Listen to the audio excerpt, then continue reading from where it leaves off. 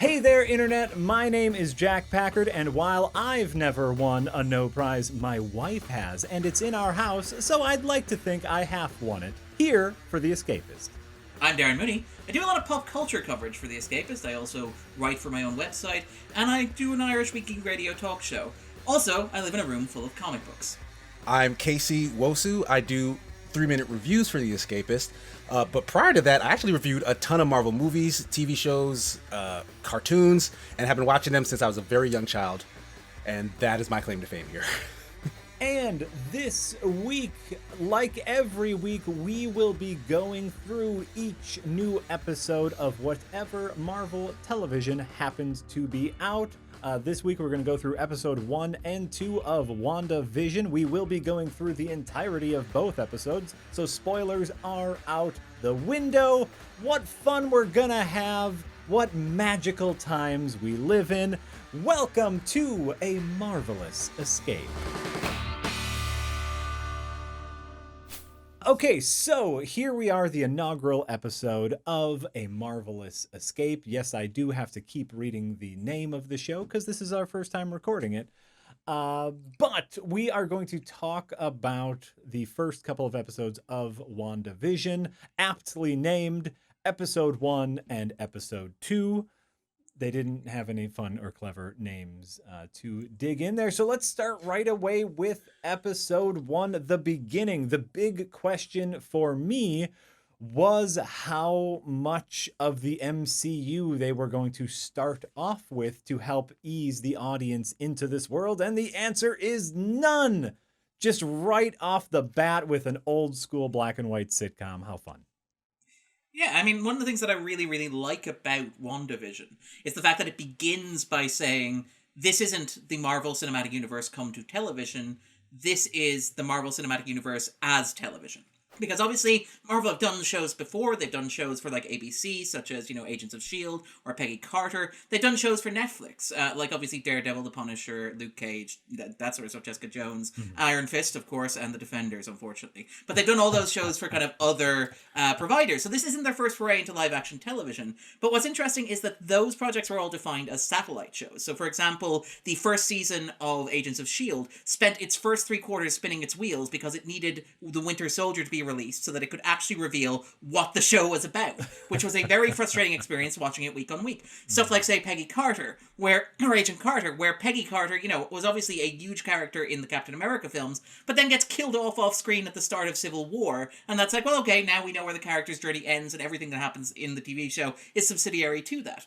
On Netflix, you had a weird situation where it's like, we can't even directly reference the characters or the events of the film, so we're just going to say that there was an incident that occurred in New York right about 2012 involving the big green guy and the Norse god or the god of thunder. We're just not going to name any of them because that might make us uncomfortable. So, but we're going to exist in that milieu and we're going to keep constantly drawing attention to it, despite the fact that we can't really reference it or explore it. So what's interesting about WandaVision is that right off the bat, it says, we're not going to try to copy the movies. We're not going to make ourselves slave to the movies. What we're going to do is we are basically going to say, what would it look like if the Marvel Cinematic Universe was television? We're going to adopt the language of television. So immediately the aspect ratio is 4.3, which is the old television aspect ratio. It's shot in black and white. Both episodes have 2 different opening credit sequences, which deliberately evoke classic sitcoms. In fact, you'll actually note that some of the stuff is very, very clever and very subtle. So, for example, in the first sequence, Vision carries Wanda into the house, well, into the door, and then she comes into the house and carries her over the chair, which is a reference to the old Dick Van Dyke show. Where Dick Van Dyke... That's exactly what I was thinking when they did that scene, that him always tripping over the ottoman in the house. Classic, absolutely. And then even like the intro to the second one is clearly, it's Bewitched, obviously, with the animated kind of cartoon figures as well. And it's very much in that kind of vein, in that style. The first episode, as I think I joked earlier, was shot in front of a live studio audience. So it's very much, it's not a case of like moving the mountain to Muhammad. It's a case of Muhammad going to the mountain going, well, yes, we're going to make a TV show and we're going to launch it by referencing the fact that, yes, this absolutely is television. It's not going to be a 9-part MCU film. It's not going to be a movie spread across the equivalent of 8 hours of television. It's going to be constructed in such a way that it definitely, absolutely is television. And I found that kind of interesting. It actually really reminds me of kind of the Avengers. The first big Marvel movie is how they bridged the theme of Avengers with the meta narrative of Avengers, which of course, like the meta narrative of the Avengers movie was will they be able to take these separate characters and make them work in one movie? So they just made the narrative of the Avengers, can these characters work together as a team? And like, I thought that's such brilliant, like, guess what? We're just going to take what everybody's asking and make it the main point of the piece of art. And I think, yes, they did something very similar here with WandaVision. And again, it's worth noting that it was actually, like, WandaVision was not supposed to launch Phase 4. Obviously, back in the before, the time when people could go outside and be together and be in rooms where they would stare at screens and watch what we called movies in my day. But in those days, like, the plan was that Phase 4 would launch with, say, Black Widow and the Eternals and Shang-Chi, and then the streaming shows would kind of creep in around the edges, and the streaming shows were going to start with something like, you know, the Falcon and the Winter Soldier, which, you know, we haven't seen that yet, but it looks a lot more conventionally like an action movie. It looks like the most conventional of the Marvel kind of like streaming shows. It looks like, hey, you like Marvel movies, how about having an 8-hour Marvel movie on Disney Plus? And then when obviously the pandemic came in and when it became clear that Black Widow wasn't going to be opening in cinemas, at least not before WandaVision, they moved WandaVision first. So it's very much a statement of intent. It's very much saying, actually, for Phase 4, for the Marvel Universe going forward, television is our top goal. We don't want you watching this thinking that it's the same as going to see a movie in a cinema. We want you watching this like a TV show, because from here on out, maybe for the Marvel Universe, TV shows are going to be where it's at. I did want to point out that you guys say that they started kind of from square one. They didn't really spend any time trying to introduce these characters to the audience. But they kind of did, just not in WandaVision. Like, when I went to click on it to watch it earlier, it actually takes you to that new series called Marvel Legends. And that is actually 2 episodes, one based on Wanda, the other based on Vision, that actually gives you their backstory. It's like a cut, you know, it's like a big highlight reel of like everything that happened in whatever Marvel movies they were involved in. And then they even go the extra mile of showing you which specific Marvel movies all these scenes were taken from. So if you want to go back and watch them all yourself, then you can do that. So I honestly thought that was a really cool, interesting way of getting around that problem, because that is what the Marvel Cinematic Universe is known for now, is having this very long continuity, and then it's, you know, intimidating for people to get into it at this stage if you don't know the whole history. So that's kind of a Cliff Notes version if you care about that kind of thing. So I do wonder if someone who doesn't know anything about these characters started from that episode, if they would get anything out of it. Because yes, it's very conventional. Like they really did play it very much like an old-fashioned sitcom.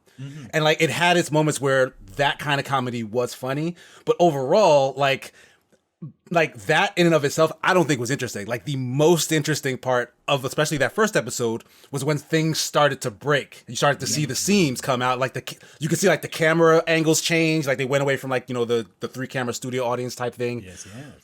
Like the sound design, I think, also changed. Like the music and stuff came in, and it was just very unsettling, and that's when my ears perked up. I was like, oh, okay, something more interesting than all of this fluff is happening. Well, and so that's how I felt. You know, here's what I'll say about that, Casey, is like, I think that any comic book any adaptation should be judged on itself if it wasn't an adaptation. And that particular moment, that wonderful dinner sequence when we see our first cut from the 3-camera sitcom setup, and we get that like just head and shoulders close up of Deborah Jo Mann as Mrs. Hart staring at the camera going, stop it. Yes. What that sequence reminded me of was something like from a David Lynch movie, where what Lynch does is he takes these sequences that you recognize in context. So setups like from sitcoms or from soap operas, where the rooms are kind of gloriously overlit and they look almost kind of fake and hyper real, and then places something unusual or uncanny that you don't expect in that context. So you have this really chirpy, high-pitched voice, this kind of 50s housewife going,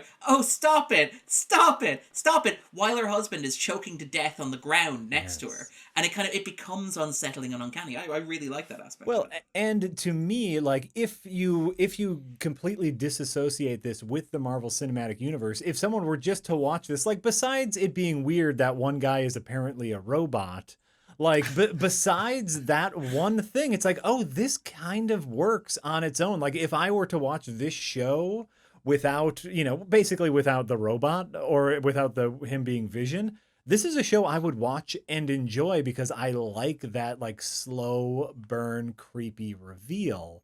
And so, yes, I think it works as a standalone piece. Of course, if you knew them from the movies, then it just adds to it. What I would say actually just on that is what I think it does, which is very interesting, and I'm sure will inevitably disappoint me when we get to the climax, and it makes everything perfectly rational and sane and kind of explains, oh, this is what it's really about and this is what's really happening. What I think is very clever about it and what I think is very effective about it is that it uses the template and the cinematic language of kind of classic 50s and 60s sitcoms and then makes it about this smothering conformity. So it's very much like, and in both episodes, even in terms of plot, it's like, okay, Vision has to invite his boss home to dinner, and they have to pretend to be a normal family. And again, that's a classic sitcom plot here and there, but it's also the plot of, say, guess who's coming to dinner, or guess who. It's kind of the idea of, oh, well, we have to impress people, and we have to present people and you know, convince them that we're perfectly normal. Mm-hmm. The episode repeatedly obviously points out that Vision is a robot, and that nobody knows he's a robot, and that he has to pass as, like, a regular white guy in America in the 1950s or whatever. And obviously Wanda herself, it's repeatedly referenced, oh, she's European and it's from Sokovian. that's a Sokovian dish. Yeah. And so the idea is that they're both presented as outsiders. And it's particularly obvious in the second episode with the magic act with the talent show, where Wanda literally comes in and says, no, it's very important we do the talent show because we have to show these people that we're normal.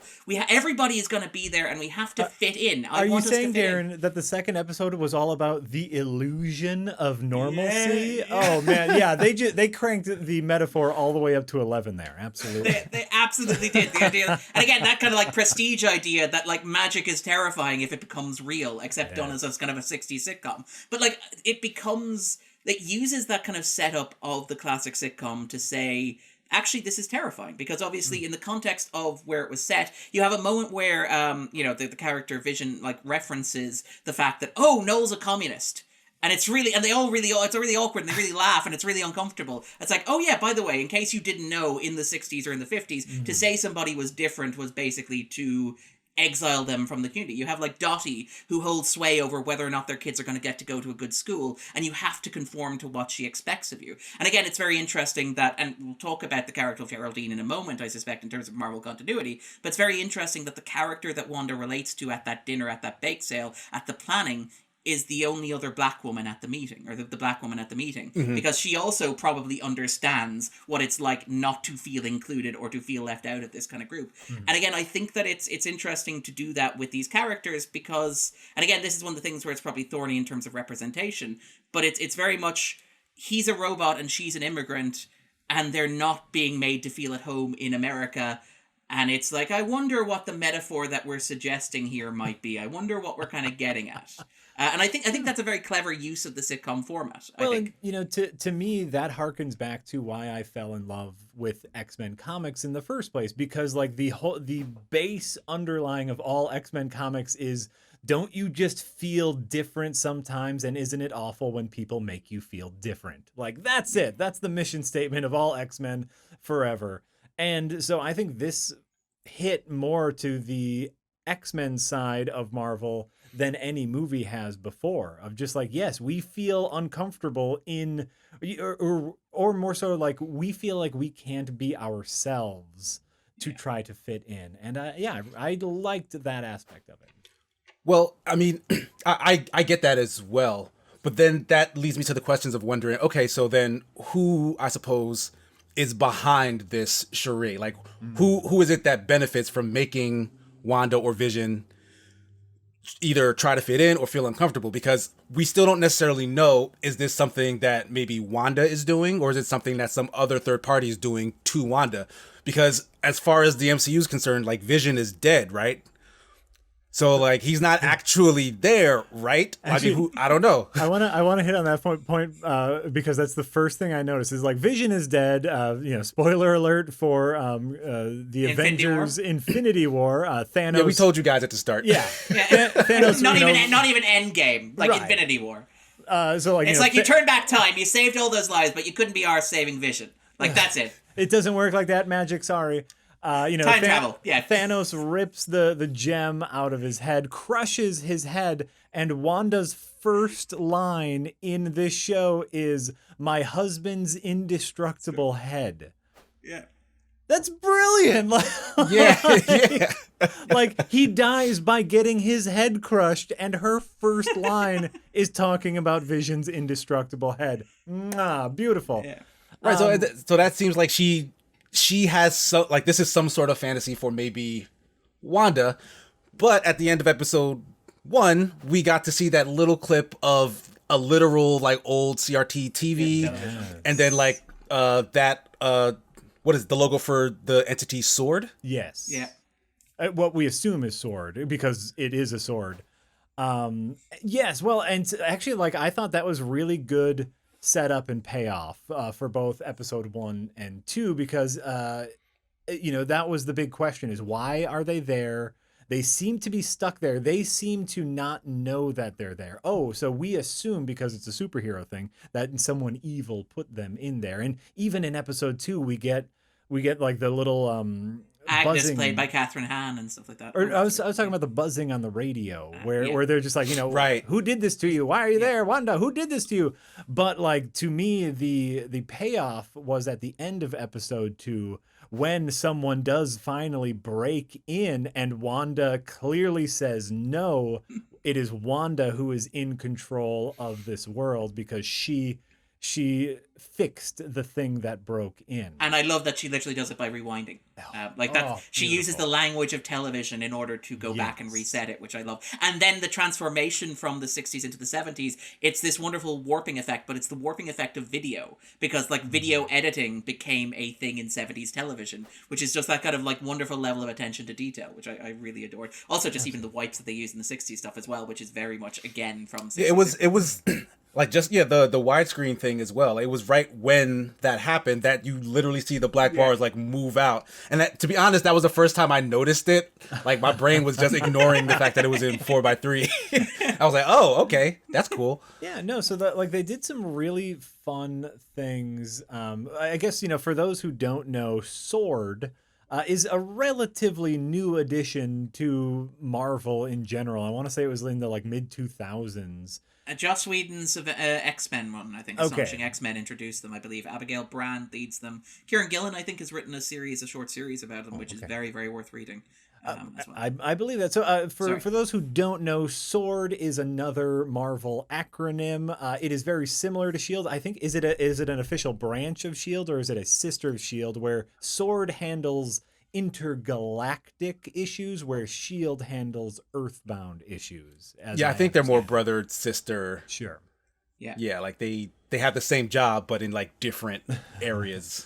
Right. And so like even for those of us like me who have seen all of the Marvel Cinematic Universe, who know that Nick Fury is currently on a spaceship somewhere, he's probably dealing with SWORD stuff instead of SHIELD stuff. And so we can. Although, again, the question then is, why is SWORD, if SWORD is the same in the MCU as it is in the comics, why are they concerned about the events at a small town involving, a Sokovian immigrant and a possible robot? Because we know better, Darren. We know what's going on. Fine. Ruin my attempt at mystery and ambiguity. Like, that's why. And I know, like, that's a talking point that we had brought up, like, to discuss this show. It's so weird coming from someone who knows the source material. If we are to go off of the source material, we can assume that Wanda has created a pocket universe, or a little mental space, or a space inside of an old television for her and Vision to exist, because Wanda doesn't have red powers that moves things. Wanda, at least in the comic books, has the ability to change reality as we know it. So, and in the movies, we've just seen her with red things, and she's able to lift things up. So there is a little bit of a break in continuity there. But in the comics, she lifts things up because she changes reality to make the thing fly. Yeah. I mean, I'm glad you brought that up, because I do think her powers are purposefully different in the movies. Like, because they had the whole wishy-washy, is she a mutant, is she a superhero type thing for her and Quicksilver's introduction, because they didn't have the X-Men license. They do now, so that can maybe change in the future. But Wanda got her powers, or at least had her mutant powers awakened by the Mind Stone, right? Like it was the same stone that Vision has. Because so that that was their Loki's initial staff. connection, right? Yeah. So the fact that she can, create basically a reality for a bunch of people, I feel like ties into the power of that stone. And I wonder, since that was Vision's stone, if that's how she's able to maybe bring his consciousness back with her in that space. Because it does seem like, of all the other characters, I mean, I suspect that there are maybe a couple others who don't belong in like whatever this illusion is.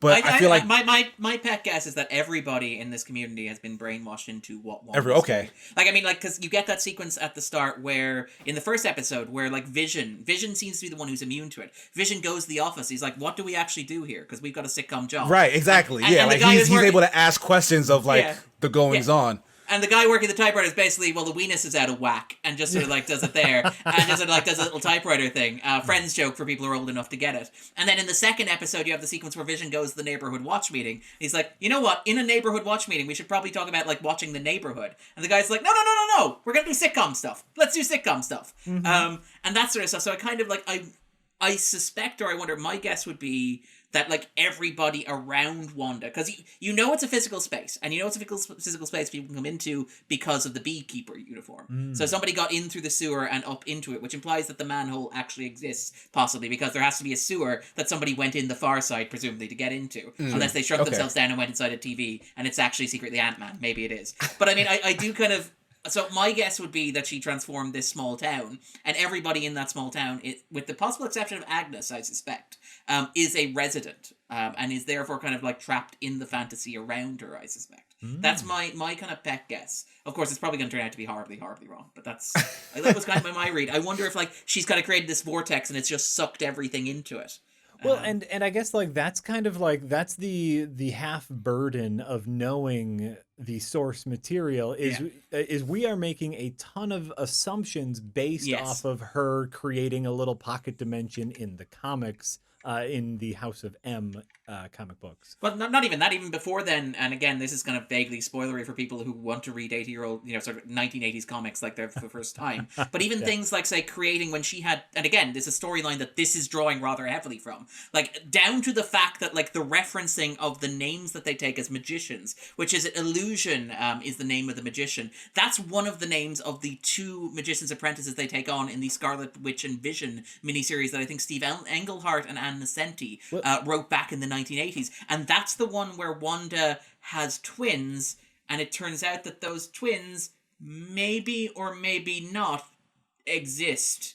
And she may or may not have warped reality in order to have them exist, and that may have had kind of consequences that ripple out, and then you get into the Bendis stuff, and then you get into House of M, where she literally changes the world in order to give herself the happy life that she thinks she deserves. And I didn't read these issues because I was far too young to read 1980s comics, but in the research I did, Illusion and Glamour were her and Vision's neighbors when they moved into the suburbs, when they were married the first time in the early 80s comic books, who were a villainous group of magicians who were also mutants and didn't want the Scarlet Witch and Vision to move into their neighborhood in fear that they would bring anti-mutant sentiments. And so they were villainous neighbors. But yes, a wonderful reference for those old comic books.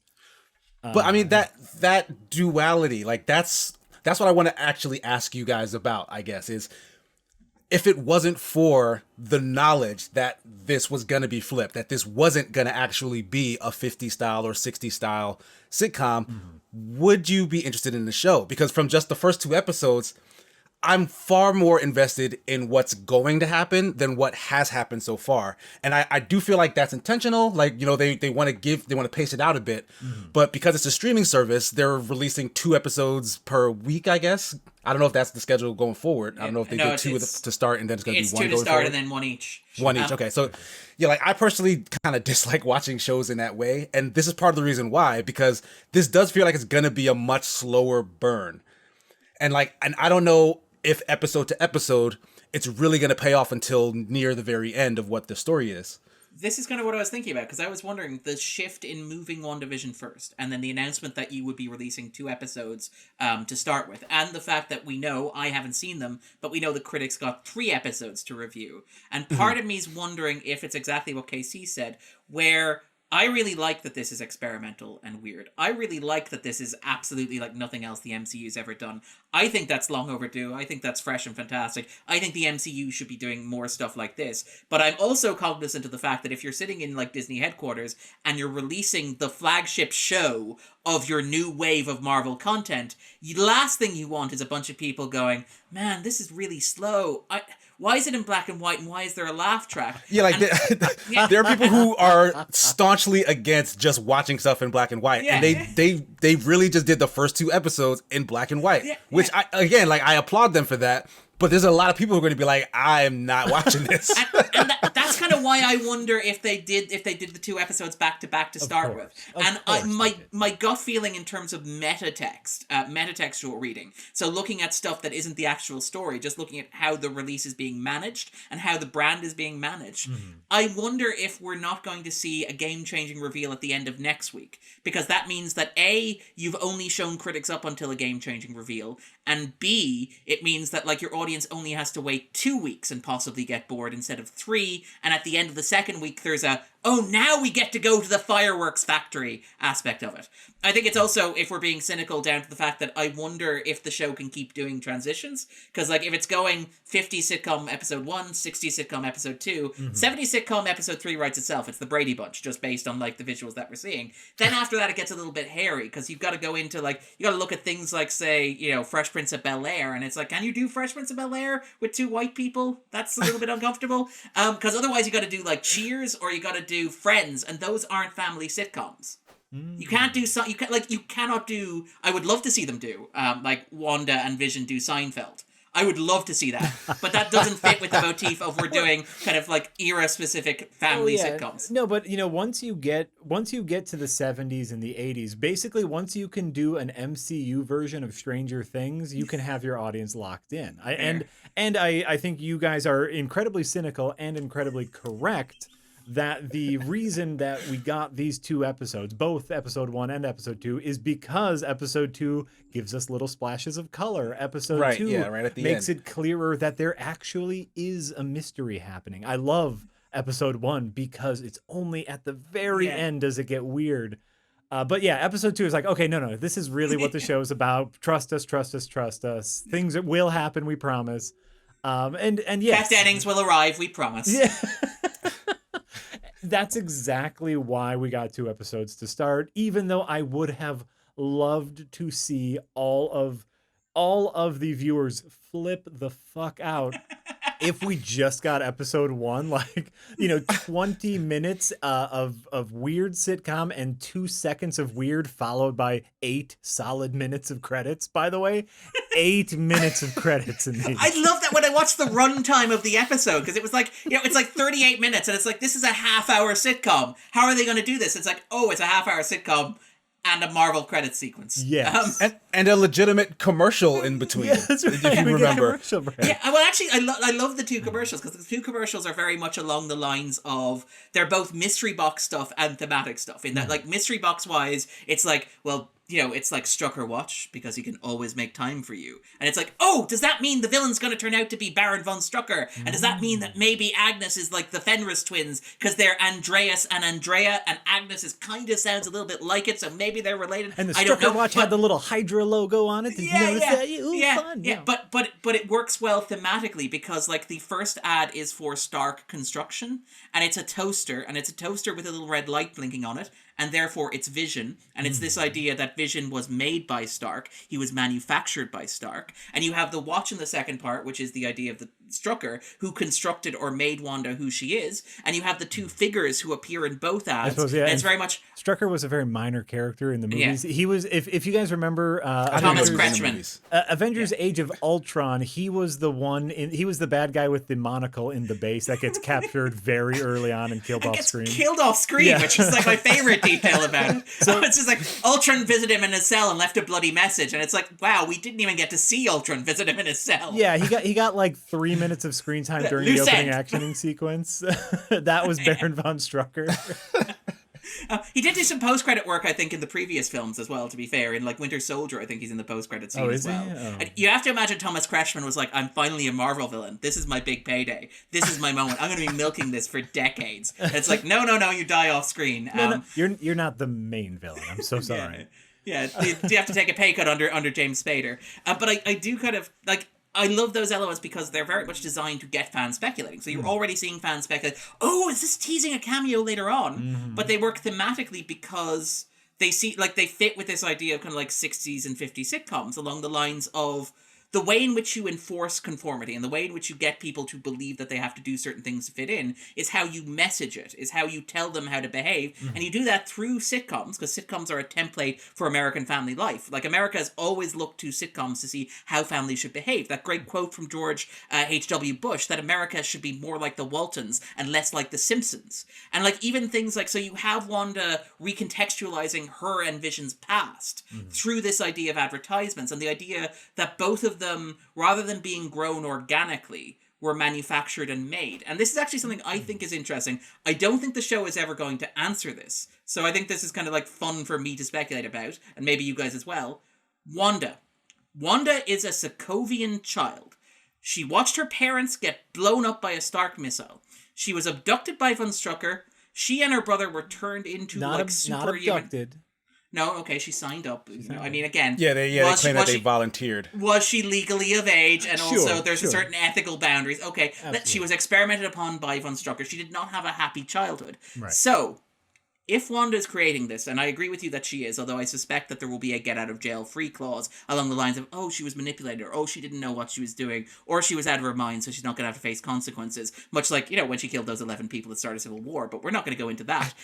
But I think that there's the question I have is, like, she is from Sokovia, this Eastern European nation. She had no childhood to speak of because her parents died when she was very young. She's dedicated herself entirely to avenging herself on Tony Stark and then to being a superhero.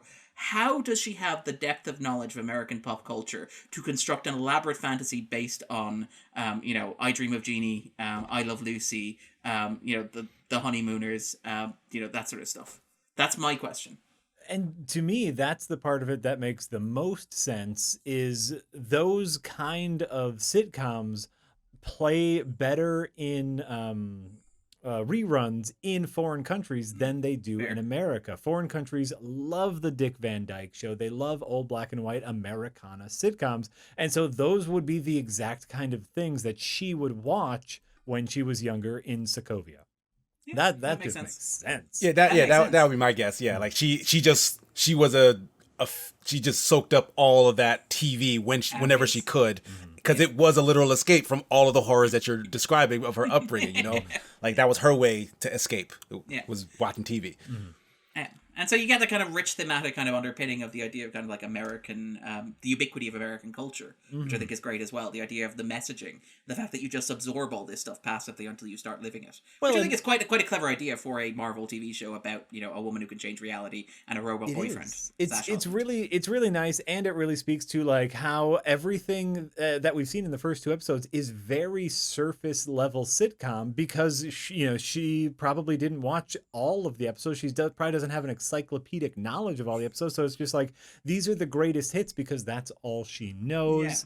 Now she's pregnant at the end of episode 2, and we're moving into the 70s sitcom era. What does that mean for our heroes? Who knows? Brady Bunch. It all comes together. So I guess wrapping this up, what we should probably do next is try to be pedantic nerds and figure out what the next thing will be. We'll see, like we'll make our pitches for episode 3 and then come back and check on our pitches to see how correct we are. My guess is of course I just made up that we're going to do that, so I haven't thought about it. All right, let me just Google a bunch of 70s sitcoms real quick. Okay. I've already thrown it out there. We're going to get the Brady Bunch because we have kids. Like, that's the new arrival. So it's going to be about parents and kids. And again, this idea that what happens throughout the show is it's about how you live your life according to the sitcom logic. So in the first one, they get married. He makes the rings appear. In the second one, she gets pregnant because you're supposed to settle down and start a family. In the third one, she's going to have kids and they're going to raise the kids.